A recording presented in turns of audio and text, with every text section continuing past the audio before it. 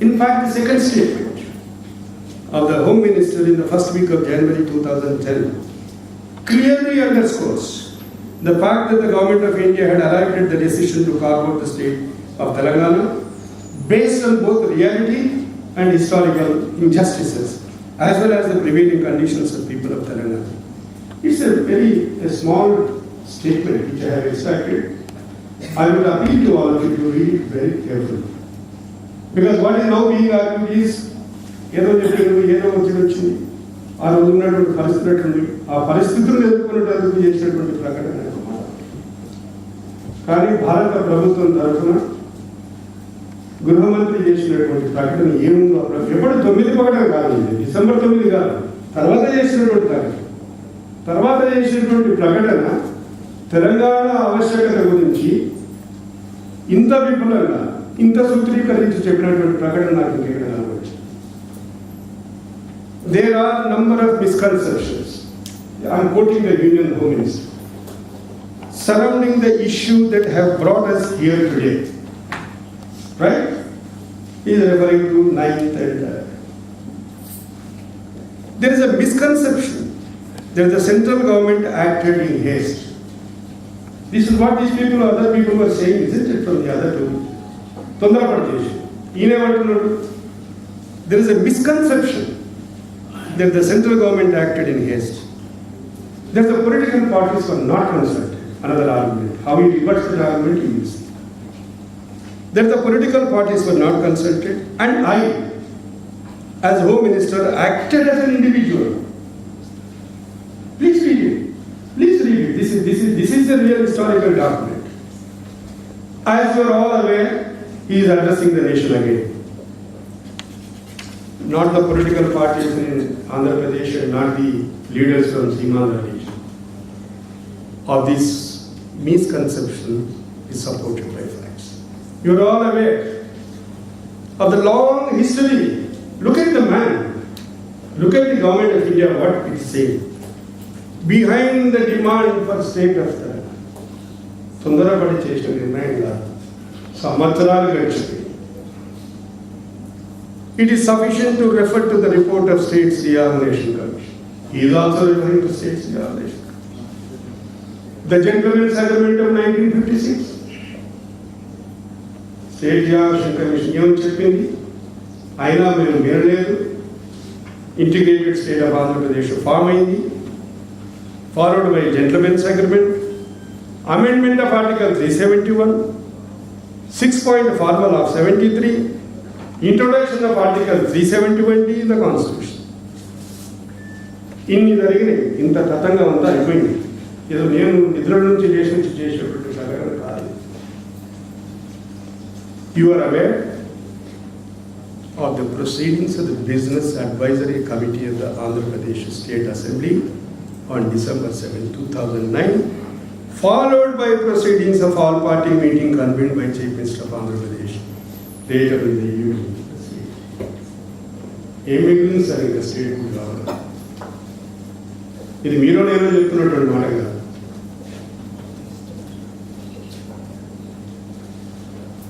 Even though, unquote, the meeting in which the above statement was necessitated by the volte-face of political parties on their previous categorical support for forming a state of Telangana and the stage-managed agitations in other regions, we were hopeful, maybe naively, that an account of the Union Home Minister acknowledging the historical truths, then the Union of India would not backtrack on its decision.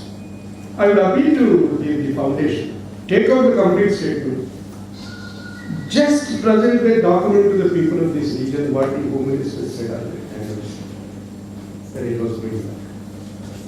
That itself is a historical document, more than what he has stated on 9th December. How he is making out a case for carving out a separate state for further. It seems that we had forgotten the admonition of Baba Sahib that if constitutional promises are not kept and the constitutional provisions fail, it's not because the constitution was bad, but because the liveliness of the man. The powers that be in Delhi have turned out to be as wild as the leaders of political parties in Andhra Pradesh. Forgive me for making such a strong statement, but that's the truth. It is now well over 2 years since the announcement by the Government of India on December 9th that the process of forming the state of Telangana would be initiated. A statehood that every reasonable person with a sense of justice and acutely aware of possibilities of injustice had recognized was the moral and constitutionally right course of action in 56. A statehood that was denied, even as every experiment to make the fusion with other two regions work was cutted by the political leadership, constituted mostly by the politico-business class from those regions. The statehood has been again put on hold, and the promise of the constitution was diminished upon. When the constitution vests certain powers in an organ of the state, if so vests with the intent that it be exercised when the necessity arises. ఇది మంచిది కాదు. మీ దగ్గర ఉన్నటువంటి అధికారాన్ని సరైన సమయంలో ఉపయోగించకపోవడం రేపు ఇంకెక్కడైనా ఇంతకన్నా అత్యవసరమైన పరిస్థితి వస్తే కూడా ఇప్పుడు చేస్తున్నటువంటి తమాషాలు చేస్తామంటే దేశం ఐక్యంగా ఉండడం సాధ్యం కాదు. That's what I am hinting here. The necessity of a Telangana state had arisen way back in 1956 itself, when the state of Hyderabad was being split up and had continued to exist through long decades of discrimination and injustice perpetrated against the people of Telangana and Andhra Pradesh. To delay grant of state any further is to unambiguously pervert the values of the Constitution.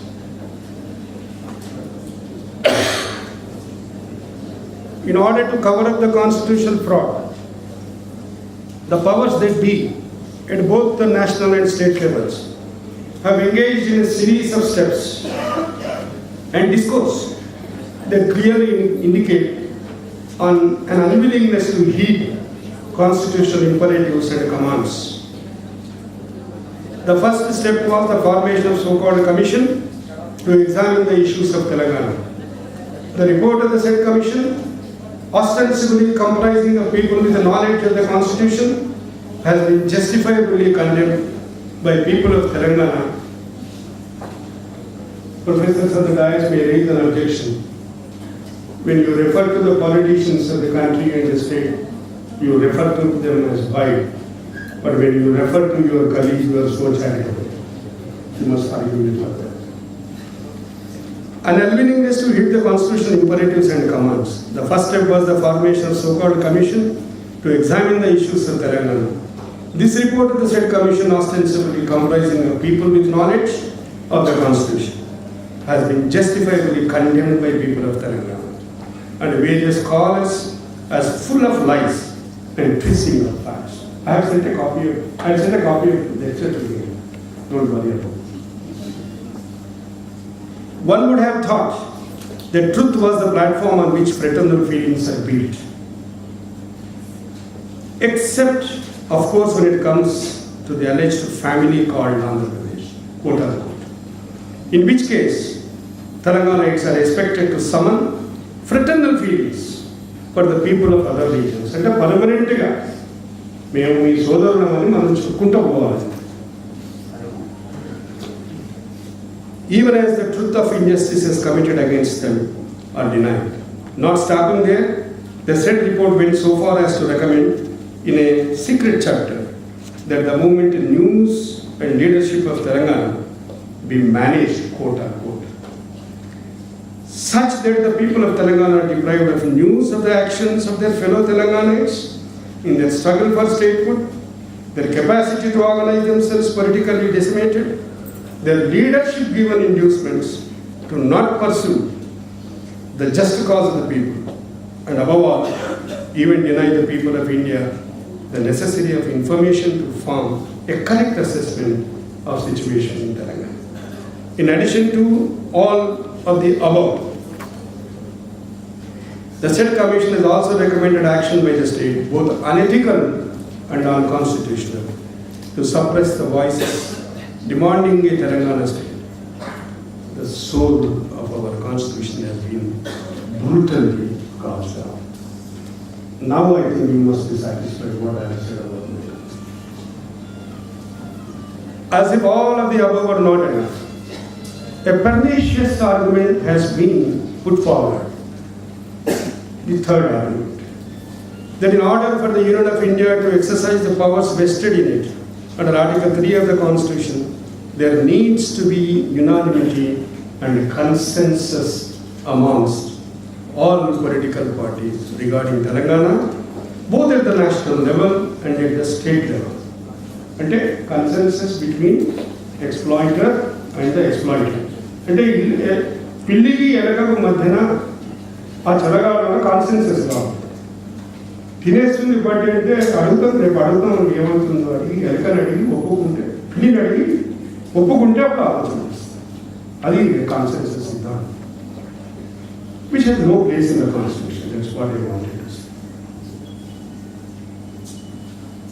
This stance sets a dangerous precedent that would truncate the powers of Union of India to pursue the constitutional project and protect the constitutional interests of people residing in various regions in the event they are denied the benefit of proper constitutional governance in existing states.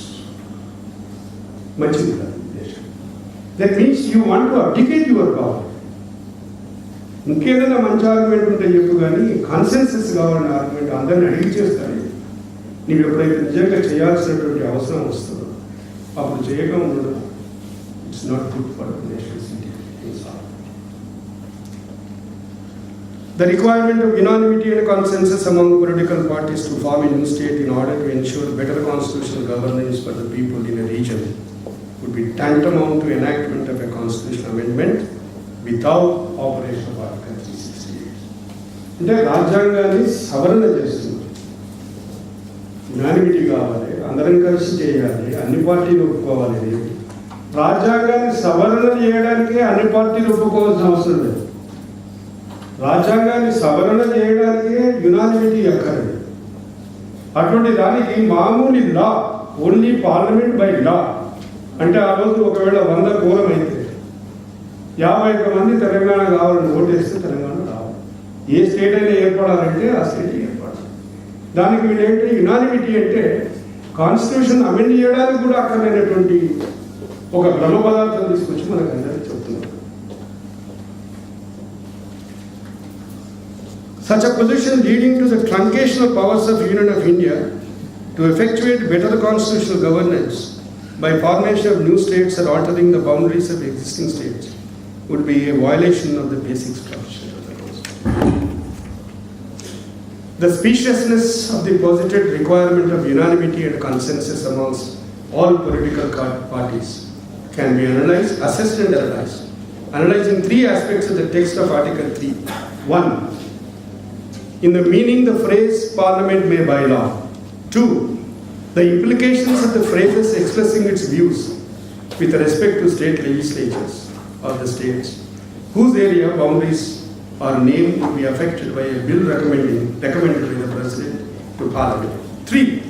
Purport and implications of the phrase within such period as may be specified in the reference or within such further period as the President may allow and the period so specified are allowed as expired. A written constitution sets forth inter alia the permissible modes of conduct in analytical, differential, but overlapping and intertwined spheres of political, economic and social action. While drafting of the constitution is a result of political negotiation and a compromise regarding how the people in a nation state ought to govern themselves, once the constitution comes into existence, those compromises are etched as normative and legal guidelines for the conduct of the affairs of governance. One such etched feature of the Constitution are the powers vested in Union of India pursuant to Article 3.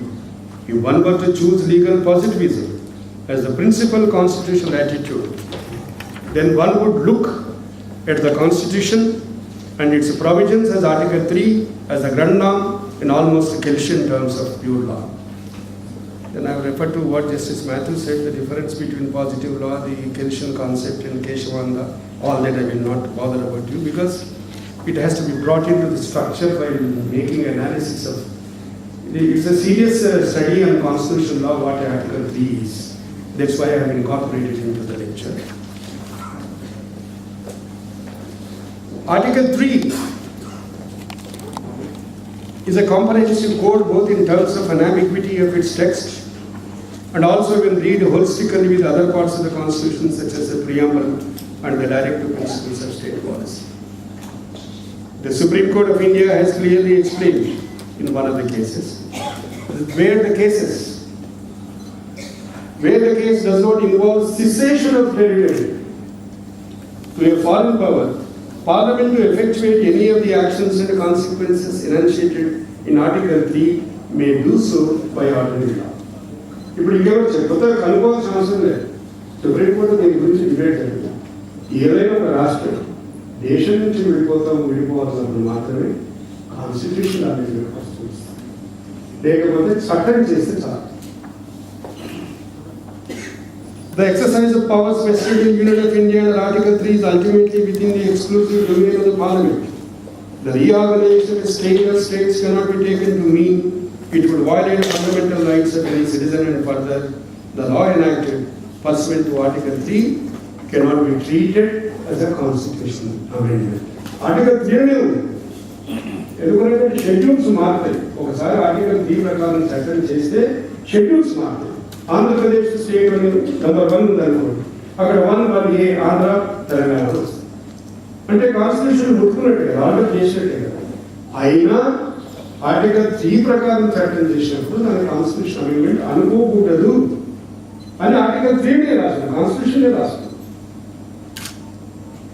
Clearly, the reticence on the part of the Government of India to act upon the conclusion that it had done as of December 9, 2009, that the formation of state of Telangana is necessary to ensure constitutional governance for Telanganians on the specious requirement of consensus and unanimity of political parties is nothing but a smokescreen to cover up its abdication of constitutional responsibility in this matter.